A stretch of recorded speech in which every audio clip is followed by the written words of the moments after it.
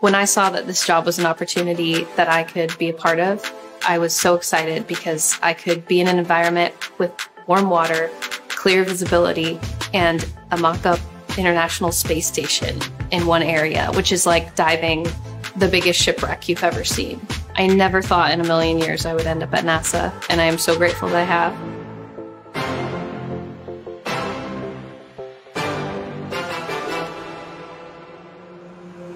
My name is Arielle Valdez. I'm a dive operations specialist at the NASA Neutral Buoyancy Laboratory in Houston, Texas. I provide training support for the astronauts that are planning on going to the International Space Station and for future lunar operations.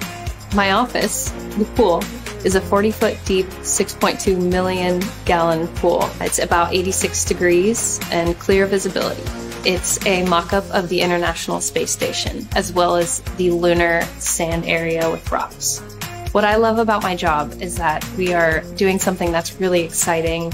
It's focused on the future and the unknown, and I do get to float underwater. The astronauts train here in our pool because this is a very close environment to what it would be like in space for them when they're actually on a spacewalk. They will practice translating and working on different tasks, replacing different things. The astronauts have 6 hours to perform their task on a spacewalk, and there is a lot of people involved. So they want to make sure they practice this over and over so that when they go out and actually do it, it's done easily. A typical day starts here with us coming in and doing a medical check-in.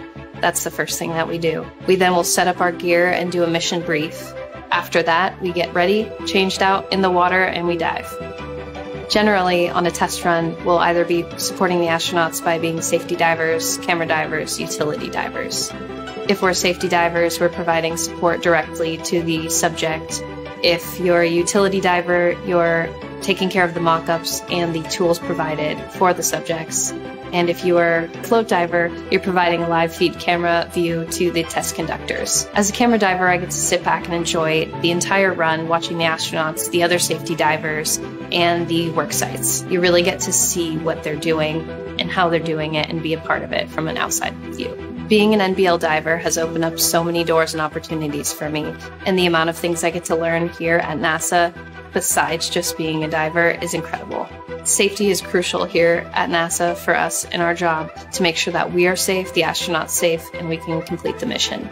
Here at the Neutral Buoyancy Laboratory, I'm also an environmental control systems operator, where I monitor the astronauts' gas supply, water flow, and pressure throughout the run. If they need anything or more cooling, I'm there to provide that. So my brothers were both divers, and my mom would take them on dive trips. I really wanted to join them, but I was too young. And when I was old enough, I went to a summer camp where they actually provided that as a course. By the end of it, I was a junior open water certified diver. The path that led me to NASA was originally starting as a sound engineer, graduating from school for that. I then became a certified scuba instructor, and I was able to travel the world for a few years, which was an incredible experience. I decided that I wanted to learn more about medicine, so I got into emergency medical training, which brought me back to diving, dive medicine, and then to commercial diving school. After I completed commercial diving school, I applied for NASA and moved within a month. I did not know that they would have a position or so many broad positions for people other than what you'd typically think, an astronaut or a rocket scientist. I get to work with incredible people from all over the world. I thought by choosing to be a diver, I would be leaving the STEM field, when in fact it brought me closer and in the middle of it. What I would say to students who don't think that they're cut out for a STEM field would be anything is possible, and to keep focusing on the things that you do love. The chances are it is valid here at NASA and in STEM. STEM is so broad and diverse.